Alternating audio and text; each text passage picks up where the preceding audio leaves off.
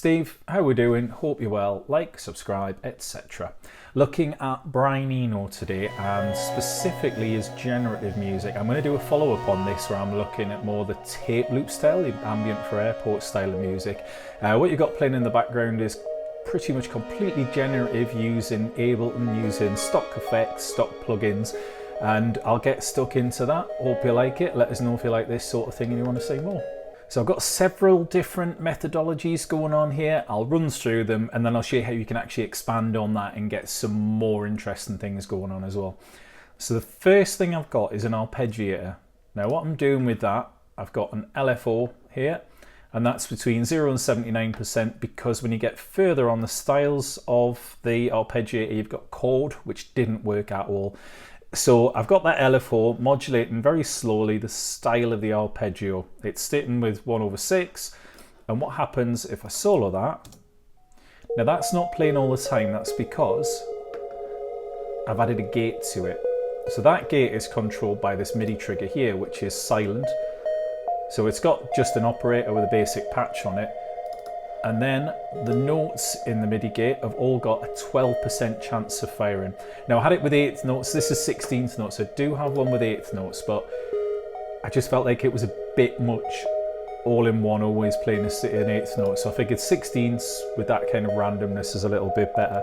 So that randomness is an audio trigger that fires the gate. You see that side chain is receiving audio from the track that we've called trigger.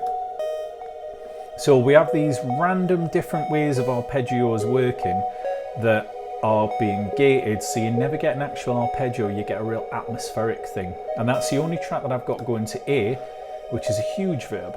And that is a Valhalla Supermassive. Everything in here you can get free. Valhalla Supermassive for that, because what we're doing is also creating an ambience in the background, because every time those notes are playing, there's a huge reverb happening. Now, what I've got happening in the notes here, we've got 7 notes starting in the key, which is G sharp, it's actually A flat minor. A flat Dorian, this one is. And they have equal percentage chance. They've all got 42% chance of firing. So if I remove the gate completely, you can see how the styles are changing, and then every measure we've got a different arpeggio playing. So by using this gate, it kind of conceals all that. It's not playing all the time, it's not too much, and it gives a real randomness to that arpeggiation as well. The next thing that I've got going on is a random chord. Now this is using the random plugin in MIDI effects. The chance is 100% that it's going to change it. Choices are 12, so it's over an octave range. And I've just got it adding on to the bass note. So the bass notes here, I've spread these out a little bit, and they both have a 30% chance of firing. And added to those notes are 2 different shifts on the MIDI chord plugin. So we're always getting a 3-note chord. And what's happening is the LFO here is modulating shift 1 and shift 2, so we're getting random chords.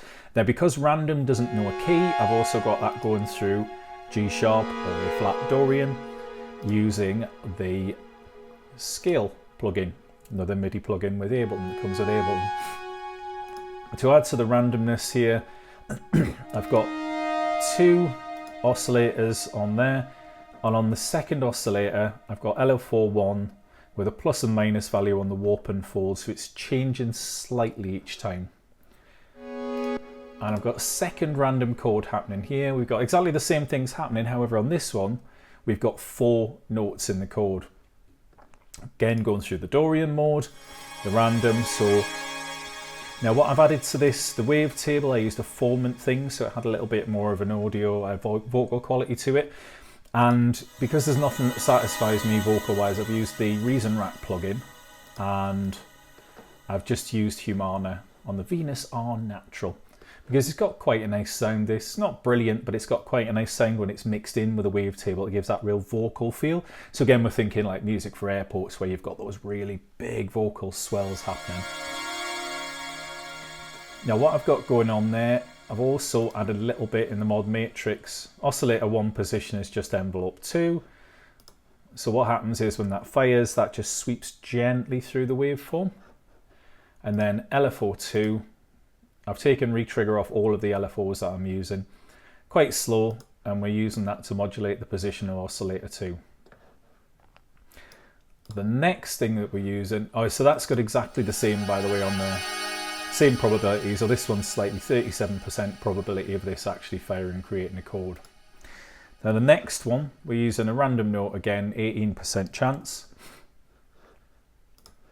And this is a random echo, and it's just a single note.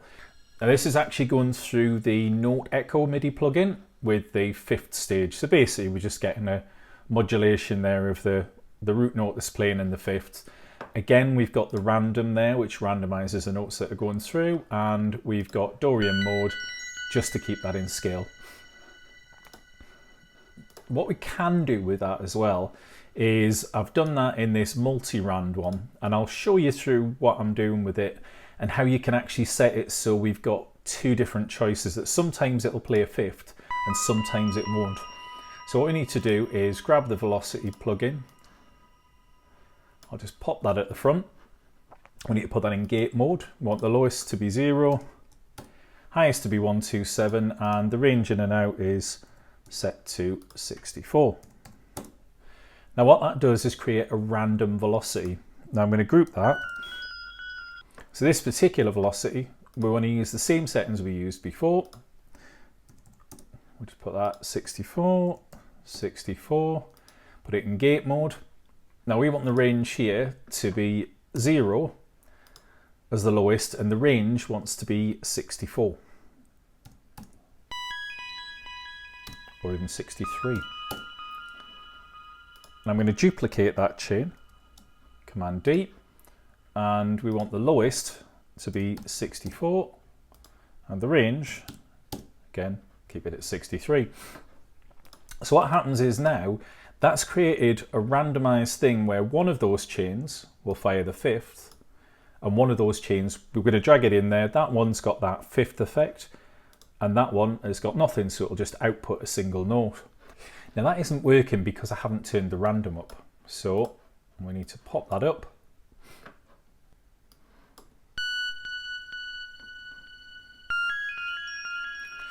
So you can see now it's working. So it's either firing in that first one or that second one, which means that we can now start to, if you think about it, you can start to chain things together in that same way. You could chain together multiple ways of playing the same note and create a very, very detailed, in-depth randomized engine. So if I take that back down to, I believe it was on about 19, and we'll have a look at the second random echo. That's got exactly the same, it's firing in a slightly different place, just so the 2 notes don't clash. And it's using fairly much the same patch. Oh, I should probably talk about the patch a little bit actually.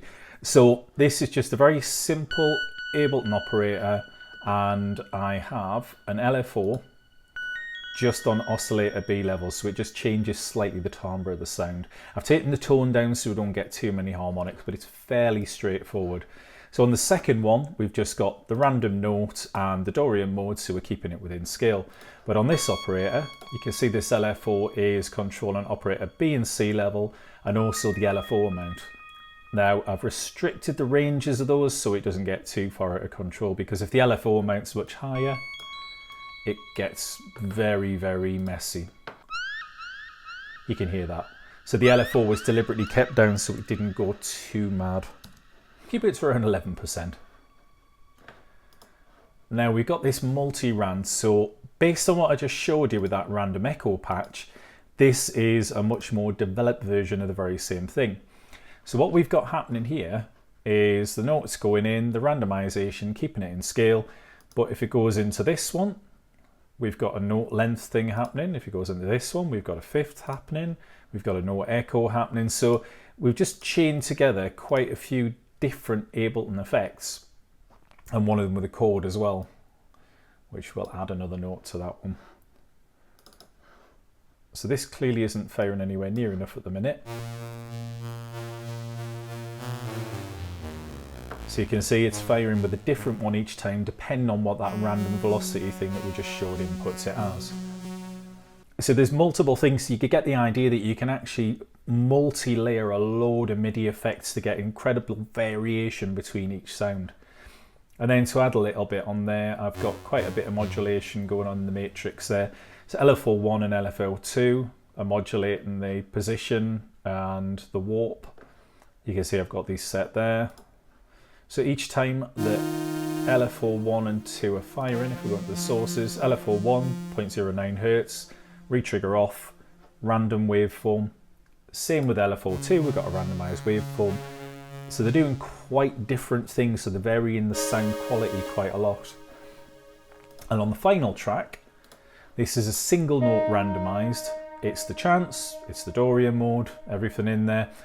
And I've got two different waveforms, and again in the mod matrix, I've got LFO1 and LFO2 modulating these three parameters. And I've also got it, look at the amp release there, so we get a slightly longer time on it.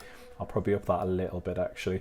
So the amp release time, sometimes it will be a short note, sometimes it's going to be a longer note with a longer release time. So everything together like that gives us this generative composition. Now you can argue that because I've got the note positions in certain places that it's not as generative as it could be. So what we can do with this is we can actually expand on it and start moving things out so it's got a lot more going on. So say for example this random arpeggiator, let's duplicate that track, let's play that, and let's pop the trigger here. We'll duplicate the trigger track as well.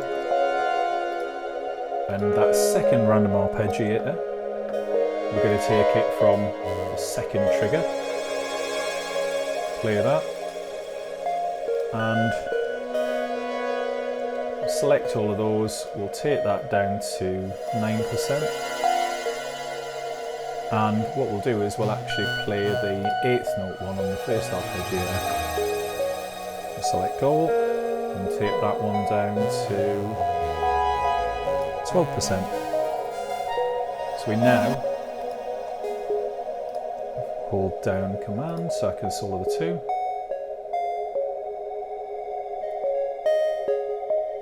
So you've got a bit of bit to play with those two arpeggiators, and what we can do is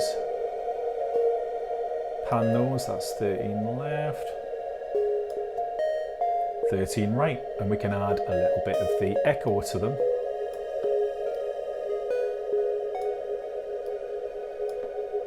So we've got a lot more interest going on with that. Now if we take this first random chord, what we can do is duplicate that. We can put the random notes in different positions, maybe extend some of them.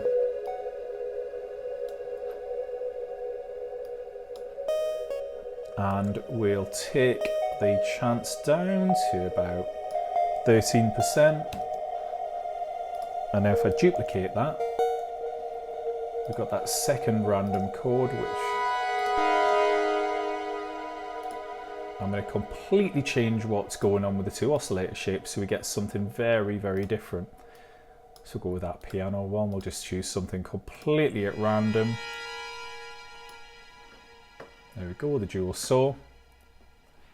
We've got the same parameters happening on the LFO, and I'm going to put that there to 12 semitones, so we're always going an octave above whatever the random note is. So those are firing at very different times. What I can also do is move that over here so the two of them won't clash. We'll take that to there, so that's there, spread it out a little bit. Add that to there as well. And then this second random chord, we can do exactly the same thing to that. We'll duplicate that, we'll just pull these back a bit, pull these both out, pull that back to there, pull it out, this to here, drag it out so we've got something a little bit different. We'll duplicate that with Command D. And all I'll do is just drag these Make that one slightly shorter. I'll drag these 3 out to here. That second random chord, we can then use a completely different, something with noise there. Put digital R. There we go, we've got a bit of noise with that one, so we've got a bit more. And again with a random echo, we can duplicate that. And we can completely get rid of this MIDI effect rack. So we're going to be getting the same note on it, but let's change. That's a square 64. Let's change and let's add a saw, but a lower. And there we go. Change the timbre of the sound so we get something a little bit different, but it's going to be playing on that beat there. So if we have the 2 things soloed, what we might want to do is just take the probability down a touch. Take that down to 11%. Take that down to 11% as well. Now what we can do is to actually, if I duplicate that one, so we've now got 3 copies of it, we can pop the left and right out there. I'll just hold down Command, play that. So we've now got 3 different note positions. I'll move this one to potentially playing on that note. And you've created a lot more variation with that one single sound. And it does play kind of close to each other sometimes, but you can play around with the random firing of the notes as well. We'll just do exactly the same thing with random echo too, but I'm just going to change the timbre of the sound. Instead of that as a sine as the bass wave, I'm going to change it to a square. And if I solo that,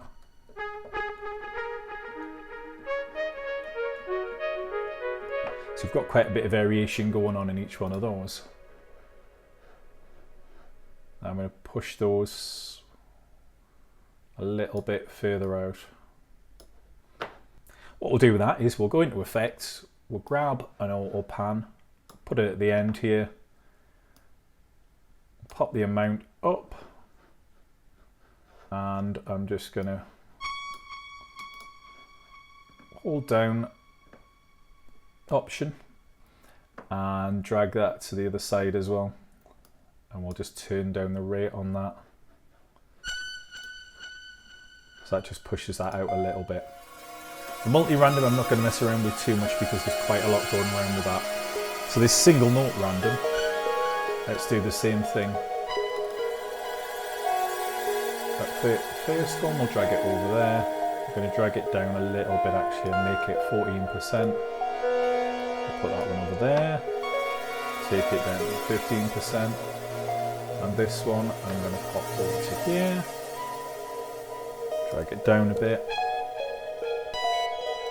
That single note random, I'm going to do exactly the same thing with auto pan, and we're going to do slow and steady. I'm just going to drag it onto each one of these.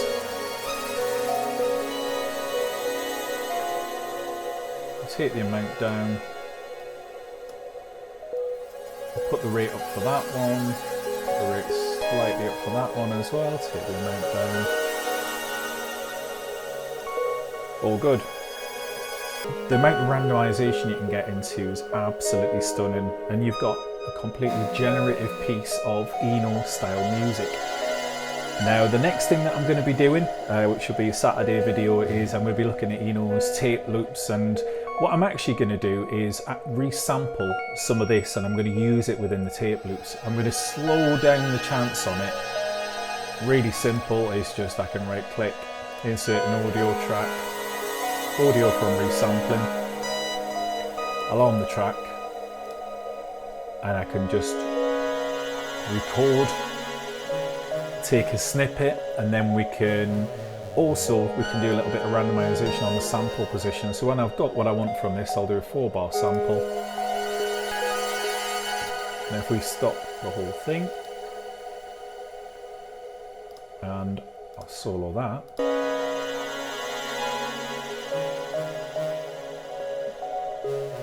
So my first step when I start to create something now is to drag that into a simpler, and I can have that kind of play out. Anyway, that's for Saturday. Thank you very much for your time on this. Hope you liked it, and I'll catch you on the next one. Bye.